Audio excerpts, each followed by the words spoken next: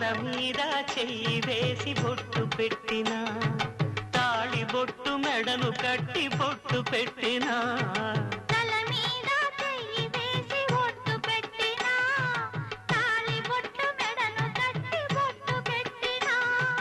సన్ని కళ్ళు తొక్కినా సప్తపదులు మెట్టినా సన్ని కళ్ళు తొక్కినా సప్తపదులు మెట్టినా మనసు మనసు కలపడమే